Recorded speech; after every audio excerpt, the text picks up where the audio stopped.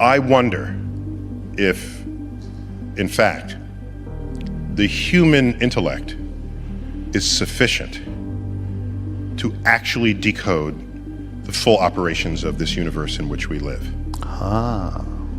And it's not specifically an astrophysical question, it's just more, we are an intelligent species because we defined ourselves that way.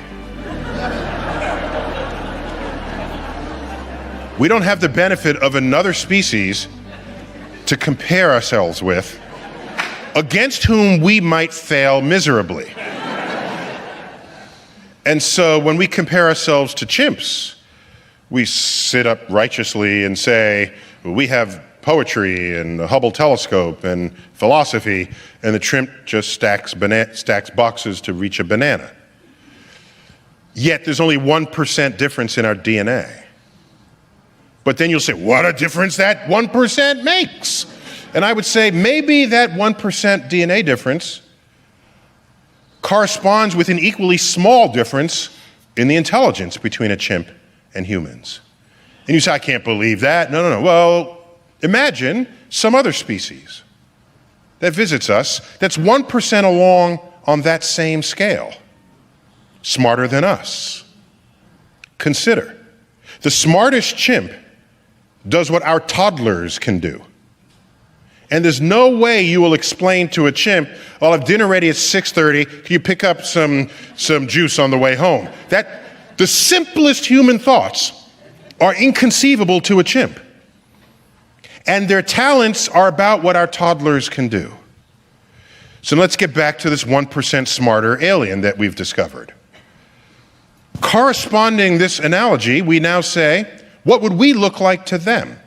Well, they would roll Stephen Hawking forward after combing the human species, and they'd say, this one is slightly smarter than the rest because he can do astrophysics calculations in his head like little Timmy over here, who just came home from preschool. Oh, Timmy, you just composed 3 sonnets. Isn't that cute? Let's put it up on the refrigerator door. Oh, you just derived the fundamental law of calculus. Isn't that cute? Put it up on the refrigerator. Their simplest thoughts would transcend our deepest thoughts.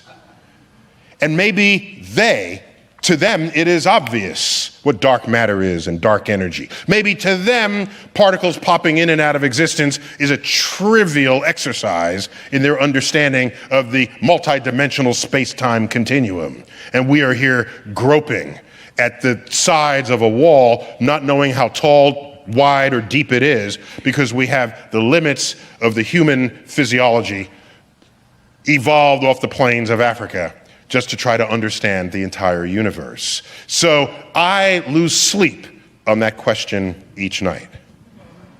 So that's my... Wait, did you almost say at the beginning of that answer that you are wondering, maybe something of a Mysterian, that you're not sure? I'm not sure. The universe is so complicated that it may be more complicated than we can ever fathom. No, that's the hubristic way to say it. Oh. That's not how I said it, okay?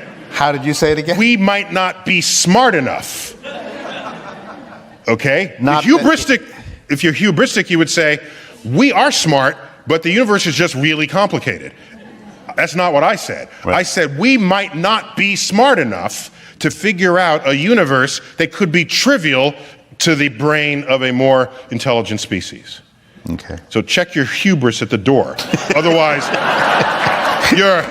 you will not bask in the cosmic perspective that so much of this discussion brings upon us.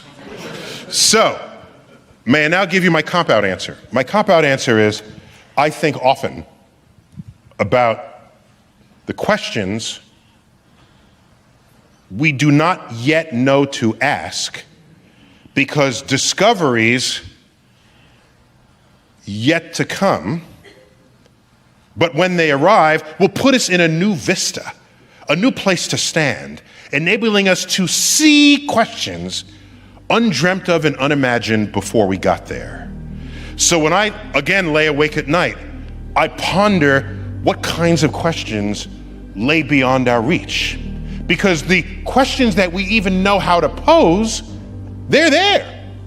Those are not even interesting to me anymore because we knew how to ask the question. I want to know the question that is beyond everyone's reach.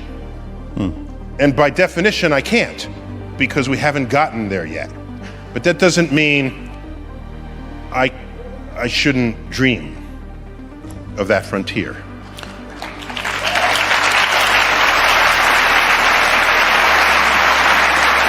And That sounded like a coda to me, I gotta say. Like I could hear the orchestra playing through.